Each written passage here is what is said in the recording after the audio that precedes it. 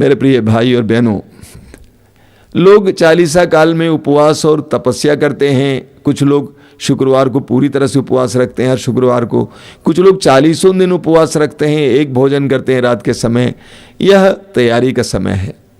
कलीसिया ने आगमन काल और चालीसा काल क्यों निर्धारित किया है? ताकि प्रभु यीशु के वे भेद, वे रहस्य जिसके द्वारा संसार को मुक्ति मिली है, वे रहस्य, वे घटना जो 2000 वर्ष पहले घटित हुई, वो आज भी हमारे जीवन में घटित हो जाएं और उसका एक अनुभव प्राप्त हो। वरना क्रिसमस समारोह होकर बीत जाता, ईस्टर समारोह होकर बीत जाता। लेकिन कलीसिया चाहती है कि हर वर्ष क्रिसमस और ईस्टर का समय हर विश्वासी के लिए अनुग्रह और कृपा का समय बने, न केवल एक त्योहार का समय बने। इसीलिए चालीसा काल मनाया जाता है। वास्तव में चालीसा काल में 40 दिन से ज्यादा समय है। इसके बावजूद चालीसा कहा गया है। 40 अंक का बाइबल में बहुत बड़ा महत्व है।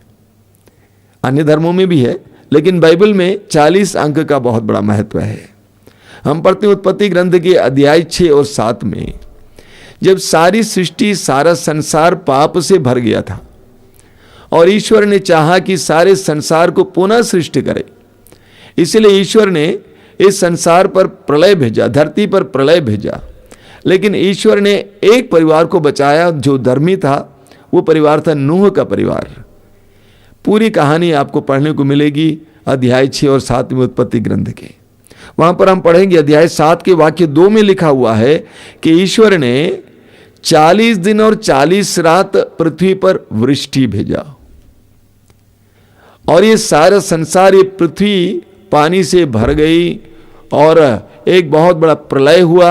सारी सृष्टि नष्ट हुई और ईश्वर ने एक नई प्रजाति, एक नई सृष्टि की। तो ये 40 दिन की वर्षा धरती को शुद्ध करने, पवित्र करने और एक नए सृजन के लिए था। ये चालीसा भी हमारे लिए उसी तरह शुद्धिकरण का समय है, दुष्ट प्रवृत्तियों से छुटकारे का समय है। सारी दुष्ट प्रवृत्तियों से हम छुटकारा पाएं और हम शुद्ध हो जाएं, ये चालीसा काल हमारे लिए एक ऐसा समय है। दूसरा है, हम पढ़ेंगे निर्गमन ग्रंथ के अध्याय 34 वाक्य 28 और विधि विवरण ग्रंथ के अध्याय 9 उसके वाक्य 9 में मूसा ने इस्राएली जनता का नेतृत्व करते हुए मिस्र देश की गुलामी से अपने देश की ओर ले जा रहा था। उस समय सीनाई पर्वत पर 40 दिन और 40 रात प्रार्थना और उपवास में बिताया। सीनाई पर्वत पर सारी जनता को छोड़कर सीनाई पर्वत पर मूसा 40 दिन और 40 रात उपवास और प्रार्थना में बिताया। और उस समय प्रभु ने उससे वार्तालाप किया और प्रभु ने उसको 10 नियम दिया और मूसा ने पाटियों पर ये 10 नियम लिखा और वे 10 नियम लेकर मूसा पर्वत पर से नीचे उतर आता है।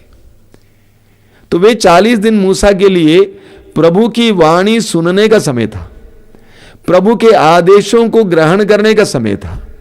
ये चालीसा काल हमारे लिए भी प्रभु की वाणी सुनने का समय है, प्रभु के आदेशों को अपनाने का समय है। हम पढ़ेंगे इस्यास नबी के ग्रंथ के अध्याय 2 के वाक्य 3 में, वहां पर लिखा हुआ है, हम प्रभु के पर्वत पर चढ़ें जिससे वो हमें अपना मार्ग दिखाएं और हमें उसके पथ पर चलना सिखाएं। हमें भी प्रभु के वचनों को सुनने की जरूरत है। इस चालीसा काल में हम लोग प्रभु के वचन को पढ़ने का प्रयास करेंगे।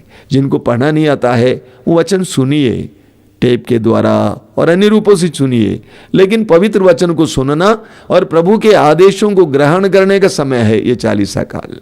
तीसरा है, हम पढ़ेंगे इस्राएली जनता मिस्र देश की गुलामी से बचकर अपने देश की ओर जा रही थी, लेकिन वो इस्राएली जनता, आप पढ़ेंगे विधि विवरण ग्रंथ के अध्याय 2 वाक्य 7 और विधि विवरण ग्रंथ के अध्याय 29 वाक्य 4 में 40 साल मरु प्रदेश में भटकती रही। 40 साल मरु प्रदेश में भटकती रही और वो समय इस्राएलियों के लिए बहुत कठिन समय था, त्याग और तपस्या का समय था। उनके पास खाने के लिए कुछ नहीं था, उनके पास पीने के लिए पानी नहीं था, उनमें से कई लोगों को सर्पों ने काटा, कई प्रकार की दुविधाओं का सामना करने का समय था, कठिन त्याग तपस्या का समय था। उसके अंत में वे अपने स्वदेश पहुंच गए। उसी तरह ये 40 काल हमारे लिए त्याग तपस्या का समय है। जो उपवास करना चाहता है वो उपवास करें, विभिन्न प्रकार का परहेज करें, सिनेमा देखना, अन्य प्रकार की जो आदतें हैं, नशा खाना पीना, पान खाना, गुटखा खाना, खैनी खाना, शराब पीना, बीड़ी पीना, सिगरेट पीना, इससे छुटकारा पाएं। अलग अलग प्रकार का त्याग और तपस्या जो पति पत्नी आपस में तय करेंगे कि हम लोग इन दिनों शारीरिक रिश्ता नहीं रखेंगे, बहुत अच्छा है। परहेज का समय है, कई चीज़ों को खाने की बहुत ज़्यादा इच्छा होती है, उसको छोड़ देने का समय है। तो ये 40 दिन, जिस तरह 40 वर्ष इस्राएलियों के लिए कठिन तपस्या का समय था, जिसके अंत में उनको अपने स्वदेश में प्रवेश करना था, उसी तरह हमारे लिए यह तपस्या का समय है। बोलिए hallelujah, hallelujah, hallelujah, hallelujah, hallelujah, hallelujah. चौथा हम पढ़ेंगे राजाओं के पहले ग्रंथ के अध्याय 19 में। राजाओं के पहले ग्रंथ के अध्याय 19 में आप पढ़ेंगे नबी एलिय्याह के बारे में। नबी एलिय्याह ने बाल देवता के नबियों को मरवा डाला और रानी इज़ाबेल उसके ऊपर क्रुद्ध हुई और उसको खबर सुनाया कि मैं तुमको भी मार डालूंगी। और नबी एलिय्याह वहां से भाग जाते हैं और निर्जन प्रदेश में चले जाते हैं। अपने नौकर को भी छोड़कर वो पूरा दिन चलकर निर्जन प्रदेश के दूसरे कोने तक पहुंच जाते हैं और वहां पर एक झुरमुट के नीचे लेट जाते हैं और कहते हैं कि मैं मर जाऊंगा, प्रभु मुझे मरने दीजिए, मैं थक गया, मैं हार गया, आगे नहीं जा पाऊंगा। रात के समय, उस विश्राम के समय प्रभु उसको खिलाते पिलाते हैं। और वहां पे आप पढ़ेंगे राजाओं का पहला ग्रंथ अध्याय 19 वाक्य 8 में कि नबी एलिय्याह को ईश्वर ने खिलाया और उस रोटी और पानी के सामर्थ्य से वो 40 दिन और 40 रात पैदल चलकर प्रभु के पर्वत तक पहुंच गए। एलिय्याह थका हुआ था, निराश था, उदास था, उदासीन था, लेकिन ईश्वर ने उसको सामर्थ्य प्रदान किया, ऊर्जा प्रदान किया। उस ऊर्जा की शक्ति से वो 40 दिन और 40 रात बिना खाए पिए पैदल चलकर प्रभु के पर्वत तक पहुंच गए। बहुत सुंदर प्रतीक है। हमारे लिए भी ये 40 का समय इस तरह का समय है, प्रभु से ऊर्जा प्राप्त करने का समय। अगर हमारा विश्वास टूट गया, विश्वास को बढ़ाने का समय, विश्वास में दृढ़ होने का समय।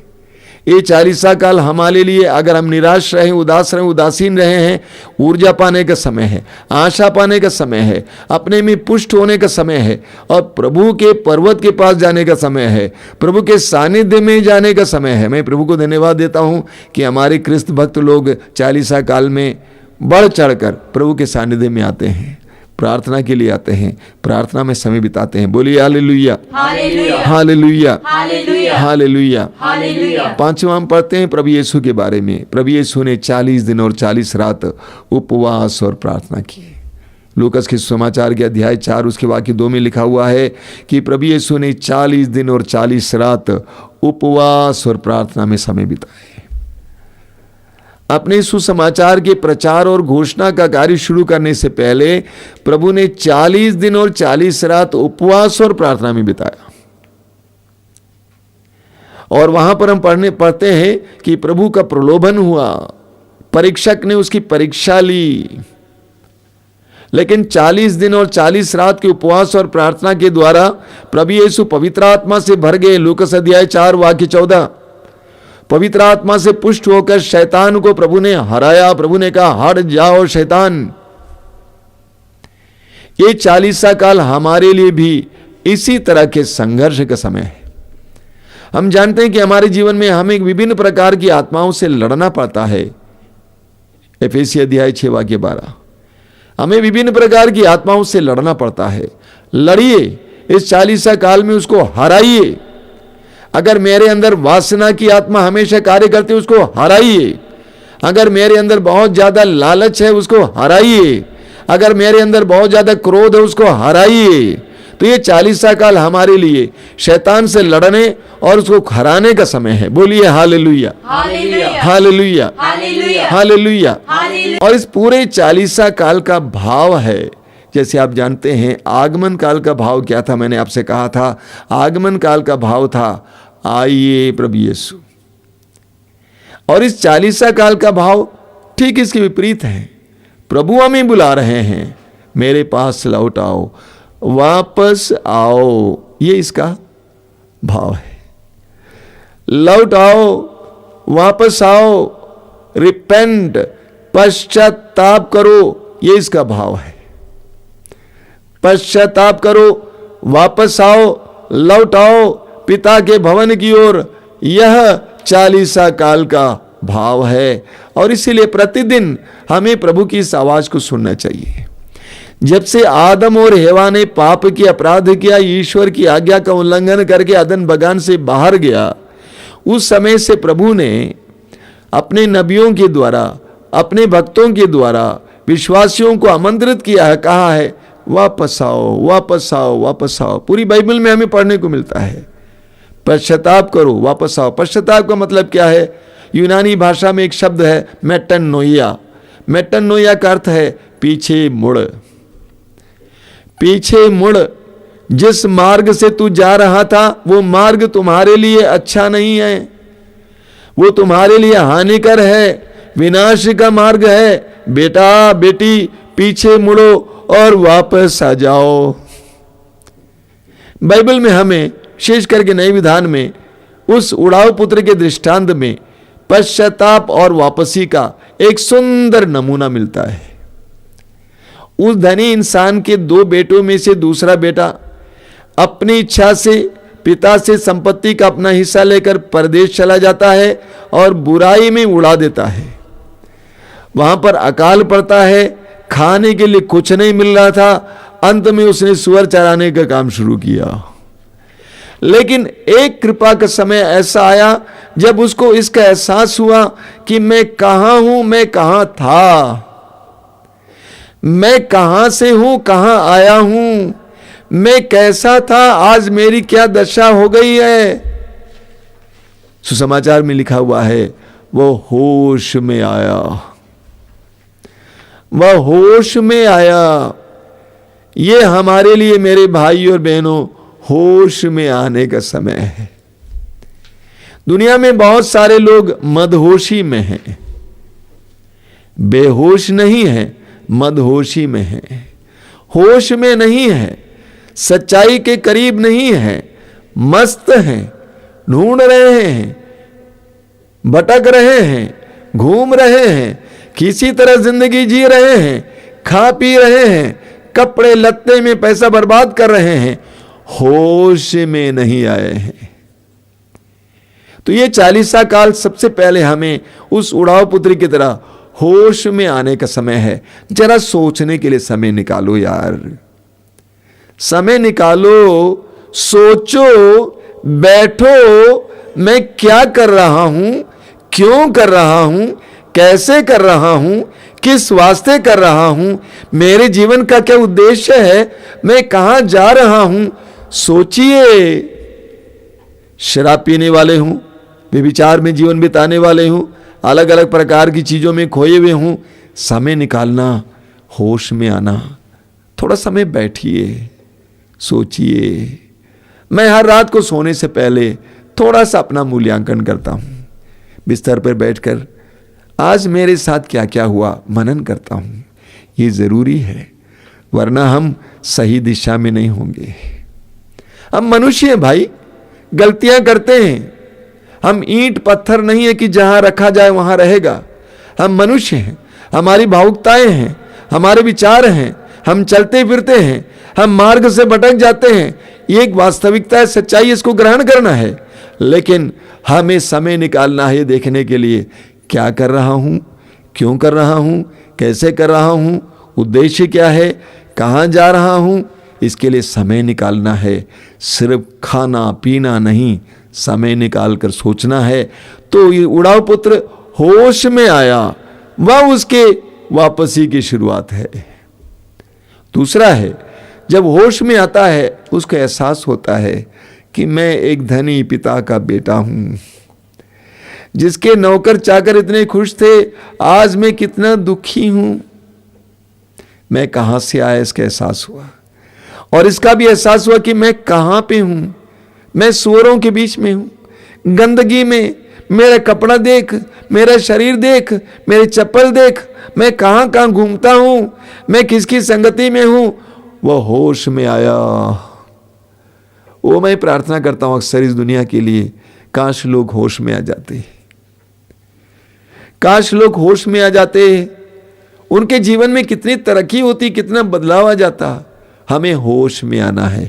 सताने वाले होश में आ जाएं, दुखी होश में आ जाएं, पापी होश में आ जाएं, निराश लोग होश में आ जाएं। तो ये पहली बात है। उसके बाद हम पढ़ते हैं, उड़ाऊ पुत्र ने तय किया, क्या तय किया? मैं उठकर पिता के पास जाऊंगा। अंग्रेजी में इसका अनुवाद बेहतर है, I will rise and go to my father's house. यानी मैं उठूंगा और पिता के भवन की ओर जाऊंगा। मैं उठूंगा, एक निर्णय। मैं इन सुअरों के साथ नहीं रहूंगा, मैं इन सुअरों के पीछे नहीं चलूंगा, मैं इन सुअरों की फलियां नहीं खाऊंगा। मैं उठूंगा, आई कांट बी हियर। मैं यहां रह नहीं सकता। वो मेरी क्या गति हो गई है कि मैं सुअरों के बीच आ गया हूं। मैं यहां रह नहीं सकता। मैं उठूंगा, मैं इसको छोड़ूंगा, मैं सुअरों को छोड़ूंगा, मैं बुराई छोड़ूंगा, मैं उस नारी को जिसके साथ गलत रिश्ता रखा हूं छोड़ूंगा, मैं जो नशा खाते पीते आया हूं जो थोड़ी सी मजा के लिए छोड़ूंगा, मैं अपने गलत दोस्तों को छोड़ूंगा, मोबाइल मुझे खा रहे, नेट मुझे खाए जा रहा, मैं उसको छोड़ूंगा, मैं घूस लेता रहा हूं लेकिन उसको छोड़ूंगा, मैं उठूंगा। एक निर्णय। यह 40 काल हमारे लिए ऐसे कठोर निर्णय लेने का समय है। मेरे भाइयों और बहनों, जानते हैं ऐसे कठोर निर्णय लेने से आपके जीवन के लिए अनुग्रह का भंडार खुल जाएगा। घूस लेने वाला सोचता है यही एकमात्र मार्ग है कमाने का। नहीं भैया, इसको छोड़ो, तुम्हारे लिए अनुग्रह का भंडार खुल जाएगा। तुम्हारे बाल बच्चे सही सलामत रहेंगे, रोग तुम्हारे परिवार को छोड़ देगा। प्रभु ने स्वयं कहा है, तुम अपने प्रभु ईश्वर की सेवा करोगे, वह तुम्हारे अन्न जल पर आशीर्वाद देगा, मैं तुमसे बीमारियां दूर रखूंगा। उड़ाऊ पुत्र ने कहा, मैं उठूंगा। दूसरा निर्णय, मैं पिता के पास चला जाऊंगा। मैं पिता के पास चला जाऊंगा। मेरा पिता मुझे प्यार करता है, मुझे विश्वास है। मैंने उसको बदनाम किया, मैंने उसकी संपत्ति को गंवा दिया, नष्ट कर दिया, लेकिन मैं विश्वास करता हूं कि मेरा बाप है, वो मेरा पिता है, वो मुझे प्यार करता है। मैं कितना ही बड़ा पापी क्यों ना हूं, मैं उसका बेटा ही हूं, रहूंगा, और वह मेरा पिता है। पिता के पास लौटने का समय है। प्रभु के पास लौटने का समय है। अगर आपने अपने जीवन में प्रभु के लिए समय नहीं निकाला, आप इतने व्यस्त थे। कुछ दिन पहले एक परिवार आया था, बहुत परेशान है। मैंने पूछा, प्रार्थना करते हैं, विश्वासी परिवार है, मसीही परिवार है। लड़का बोलता है कि क्या करूं, हम लोग इतने व्यस्त हैं बिजनेस में। मैंने कहा, कतई नहीं बोलना ये व्यस्त हूं, समय देने वाला तुझे पीटेगा। कभी नहीं बोलना। कभी अपने जीवन में आपके मुंह से शब्द निकलना नहीं चाहिए कि मैं व्यस्त हूं इसलिए प्रार्थना के लिए समय नहीं मिलता है। कभी नहीं बोलना, ये बहुत खतरनाक है। जिसने आपको 24 घंटा मुफ्त में दिया है, जिसके लिए आपने कोई पेमेंट नहीं किया है, उसको समय देने के लिए आपके पास समय नहीं है। कितने बड़े बेवकूफ है, अन्यायी हैं आप। आज तक आपने प्रभु के लिए समय नहीं निकाला, निकालो समय। हटाओ, उतना काम कम करो, उतनी कमाई कम करो, प्रभु के लिए समय दो। प्रभु यीशु ने क्या कहा, जो कैसर का है कैसर को दो, और जो ईश्वर का है उसको दो, ईश्वर को दो। ईश्वर को देने के लिए समय निकालिए, वरना आपका समय कट जाएगा। है ईश्वर को समय देने के लिए समय निकालिए, वरना आपका समय कट जाएगा। आपको निर्णय लेना है। 40 काल हमारे लिए निर्णय का समय है कि मैं पिता के घर जाऊंगा। I will go to my father's house. प्रभु को समय दूंगा, प्रभु के साथ बैठने, उनकी बातों को सुनने, उनके वचन को सुनने के लिए मैं समय निकालूंगा। मैं जानता हूं कि आप सभी लोग जो सुनने वाले हैं प्रभु के लिए समय निकालने वाले हैं, लेकिन कई लोगों को प्रेरणा दीजिए कि इस वचन को सुने। कई लोगों को प्रेरणा दीजिए, उनको बताइए, आप उनको डांट के बोलिए। आप एक विश्वासी हैं, डांट सकते हैं, बोलिए ऐसा मत कीजिए। आपको प्रभु के लिए समय निकालना है। प्रभु चाहते हैं कि आपके 24 घंटों में से कम 1-1.5 घंटा उनको दें।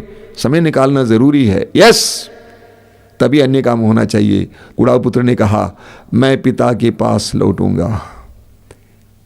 अगला कदम उसने कहा, मैं पिता से कहूंगा, पिताजी मैंने पाप किया है, मैंने आपके विरुद्ध और स्वर्ग के विरुद्ध पाप किया है, मैंने पाप किया, मैं अपना पाप स्वीकार करूंगा। ये 40 काल हमारे लिए अपने जीवन का मूल्यांकन करने का समय है। मैंने पाप किया है प्रभु, मेरी गलती है। मैं नहीं बोलूंगा उसकी गलती है। उड़ाऊ पुत्र ने इन्हें कहा कि पिताजी आप मुझे जानते हैं, मैं कितना सीधा साधा लड़का था, मेरे दोस्तों ने मुझे बहका दिए थे। नहीं, अपना पाप स्वीकार करेंगे। मैं पापी हूं, मैं नहीं किया प्रभु, मैं नहीं किया प्रभु, मैं आपका पुत्र कहलाने योग्य नहीं हूं, मैं आपकी पुत्री कहलाने योग्य नहीं हूं, प्रभु मुझ पर दया कर। तो ये 40 काल हमारे लिए अच्छे पाप स्वीकार का समय है। अगर आप में से कोई कैथोलिक हैं और आपने अच्छा पाप स्वीकार नहीं किया है, अच्छा पाप स्वीकार करना शुरू में करना, अंत में नहीं, ईस्टर से पहले नहीं करना, अभी करना, ताकि ये 40 काल आपके लिए अनुग्रहकारी हो। कई लोग क्या करते हैं, कई लोग ईस्टर से पहले पाप स्वीकार करते हैं। नहीं भैया, अभी करो और अपने को शुद्ध करो, ताकि आने वाले दिन आपके लिए अनुग्रह के दिन बनेंगे। तो ये समय हमारे लिए एक अच्छे पाप स्वीकार का समय है। बीते जीवन के एक एक पाप को याद करके उसको समर्पित करना, अर्पित करना, उसके बंधनों से छुटकारा पाना, उसका समय है ये। बोलिए hallelujah, hallelujah, hallelujah, hallelujah, hallelujah, hallelujah, hallelujah, hallelujah, hallelujah. Hallelujah. मत्ती के सुसमाचार के अध्याय 3 उसके वाक्य 8 में यूहन्ना बपतिस्ता कहते हैं, पश्चाताप का उचित फल उत्पन्न करो। पश्चाताप का उचित फल उत्पन्न करो। पश्चाताप का उचित फल उत्पन्न करो। पश्चाताप का फल क्या है? इस्यास नबी अध्याय 1 वाक्य 18, इस्यास अध्याय 1 वाक्य 18 में प्रभु कहते हैं, आओ हम बातचीत करें, आओ हम बातचीत करें, चिंता मत कर, आओ मेरे पास, हम बातचीत करें। तुम्हारे पाप सिंदूर की तरह लाल क्यों ना हो, वे हिम की तरह उज्जवल हो जाएंगे। वे किरमिज की तरह मटमैले क्यों ना हो, वे ऊन की तरह सफेद हो जाएंगे, श्वेत हो जाएंगे। यह पश्चाताप का फल है, उचित फल। तुम शुद्ध हो जाओगे। डोंट वरी बेटा, डोंट वरी बेटी, तुम कितने ही गंदगी में जी रही हो, वापस आओ, मैं सब शुद्ध करूंगा। एजेकिएल नबी अध्याय 36 उसके वाक्य 25 से आप पढ़ेंगे। वहां पे प्रभु ने क्या कहा है? प्रभु ने कहा है, मैं तुम पर पवित्र जल छिड़कूंगा, मैं तुम पर पवित्र जल छिड़कूंगा और तुम्हारे सारे देवदूषण तुम्हें शुद्ध करूंगा। मैं करूंगा, मैं तुम्हारे शरीर से पत्थर का हृदय निकालकर एक मुलायम हृदय दूंगा, मैं तुम्हारे अंदर अपना आत्मा रख दूंगा। प्रभु करेंगे। यह पश्चाताप का उचित फल है। जब हम पश्चाताप करने लगते हैं, प्रभु हमारे साथ ऐसा ही करने लगते हैं। अय्यूब का ग्रंथ अध्याय 22 वाक्य 21, अय्यूब अध्याय 22 वाक्य 21, ईश्वर से मेल कर लो और तुम्हें फिर सुख शांति मिल जाएगी। ईश्वर से मेल कर लो और तुम्हें फिर सुख शांति मिल जाएगी। यह पश्चाताप का फल है। ईश्वर से मेल करने से तुम्हें फिर सुख शांति मिल जाएगी। पश्चाताप का उचित फल उत्पन्न करो। पश्चाताप का उचित फल हमें सुंदर ढंग से, नाटकीय ढंग से हमें देखने को मिलता है उड़ाऊ पुत्र के उस सुंदर दृष्टांत में। तो उड़ाव पुत्र ने निर्णय लिया कि मैं पिता के भवन की ओर जाऊंगा, और वो चल पड़ा। अब देखिए क्या होता है सुसमाचार में। प्रभु यीशु दृष्टांत सुनाने वाले क्या कहते हैं, जो ही बेटा जहां वो था वहां से चल पड़ा, अगला दृश्य, नेक्स्ट सीन, पिता ने पुत्र को दूर से देखा। जब आप पश्चाताप में एक कदम अपने पिता के भवन की ओर बढ़ाएंगे, पिता आपको देखेगा, ही विल सी यू। आप उसकी नजर में आ जाएंगे, आप उसके दृष्टि में आ जाएंगे। जिस समय आप पश्चाताप करके इस ओर मुड़ जाओगे, आपको अचानक दिखाई देगा, हो मेरा पिता मेरे सामने खड़ा है। इतना ही नहीं, पिता वहां पर तटस्थ होकर खड़ा नहीं है, वो खड़ा रह नहीं सकता है, क्योंकि वो प्यार है, पवित्र प्रेम है। वो पुत्र की ओर दौड़ पड़ता है, पुत्र की ओर दौड़ पड़ता है, उसको मारने नहीं, उसको दंड देने नहीं, बल्कि उसको अपने कलेजे से एक करने के लिए। पुत्र बोलते जा रहा है कि मैंने पाप किया, अपराध किया आपके विरुद्ध, स्वर्ग के विरुद्ध, लेकिन पिता को कुछ सुनाई नहीं देता है। पिता को एक ही बात सुनाई देती है, मेरा बेटा चला गया था, वापस आ गया है, वो मर गया था, वो जी गया है। उसको कलेजे से लगाता है, उसके लिए प्रबंध करता है, नौकरों से कहता है जल्दी करो, चप्पल ले आओ, सैंडल ले आओ, अंगूठी पहनाओ उसका अंगुली में, अच्छा कपड़ा ले आओ, इसको अच्छा कपड़ा पहनाओ, एवरीथिंग वापस, सब कुछ वापस मिलता है। और इसके सम्मान में भोज की तैयारी करो, लोगों को बुलाओ, आनंद मनाएं। यह है पश्चाताप का उचित फल। मेरे प्रिय भाई और बहनों, इस्यास नबी अध्याय 30 वाक्य 15 आपने बार बार सुना है। वहां पे लिखा हुआ है, पश्चाताप और स्वीकृति में तुम्हारा कल्याण है। पश्चाताप और स्वीकृति में तुम्हारा कल्याण है। यस, घूस, व्यभिचार और अन्य चीज में नहीं है। तुम्हारा कल्याण पश्चाताप और स्वीकृति में है। जब मनुष्य पश्चाताप करने लगता है, प्रभु ईश्वर उसके साथ वही करता है जो उड़ाव पुत्र के इस दृष्टांत में आपने सुना, भरपूर दे देता है, सब कुछ का प्रबंध करता है, नौकरी का प्रबंध करेगा, बच्चों की शादी का प्रबंध करेगा, सब कुछ का प्रबंध करेगा, लेकिन पश्चाताप करना है, घमंड छोड़ना है। हमारे अंदर बहुत घमंड है, घमंड छोड़ना है। उड़ाव पुत्र अगर सोरों के बीच में बैठे बैठे ये बोलता रहता, मैंने पाप के इसीलिए मैं यहां बैठा हूं, मैंने पाप के इसीलिए मैं यहां बैठा हूं, और रोता रहता, कोई फायदा नहीं होता। उसको अपने घमंड को तोड़ना था, छोटा बनना था, उठना था, पिता के भवन की ओर चलना था, तब उसकी जिंदगी में पिता की अनुग्रहों और कृपाओं की वृष्टि हुई। मेरे प्रिय भाई और बहनों, ये 40 काल हमारे लिए बहुत अनोखा समय है। मैं फिर आपको याद दिलाना चाहता हूं, अधिक से अधिक भाई बहनों को, जो रिश्तेदार आपके हैं, फोन करके बोलिए इस प्रवचन को सुनने के लिए। ये आपकी ओर से एक बहुत बड़ा सुसमाचार प्रचार का कार्य होगा। ये इसलिए नहीं कि हम चाहते हैं कि हमारे व्यूज बढ़े, हमारे व्यूज ना बढ़े, कोई आवश्यकता नहीं है। हमें कोई बिजनेस नहीं करना है यहाँ पे, हमें कोई नाम नहीं कमाना है, मुझे कोई नाम की जरूरत नहीं है। लेकिन आप अधिक से अधिक लोगों को बताइए कि इस प्रवचन को सुने, क्योंकि हम इसको अलग से भी यूट्यूब में डालेंगे। इस प्रवचन को सुने और प्रभु की ओर लौट आए। उनको जीवन का रहस्य बताइए कि पश्चाताप और स्वीकृति में आपका कल्याण है, आपके परिवार का कल्याण है। आंखें बंद कीजिए। प्रभु यीशु, धन्यवाद देते हैं सुंदर समय के लिए, तेरे अनुग्रहों के लिए, आशीषों के लिए। तू कितना हमसे प्यार करता है, तू चाहता है कि हम वापस आएं और जीवन प्राप्त करें। हम पढ़ते हैं इस्यास नबी अध्याय 53 में लिखा हुआ है वाक्य 6 में, हम सभी लोग भेड़ों की तरह अपनी अपनी राह पकड़कर भटक गए। हाँ प्रभु, मान लेते हैं हम सभी लोग भेड़ों की तरह अपने अपने मार्ग पर पकड़कर भटक जाते हैं। हम अपनी सोच के अनुसार जीवन जीते हुए भटक जाते हैं, परेशान हैं, दुखी हैं। प्रभु, तेरे पास आने की कृपा दीजिए। ये 40 काल हम सबके लिए अनुग्रह का समय हो, आशीष का समय हो।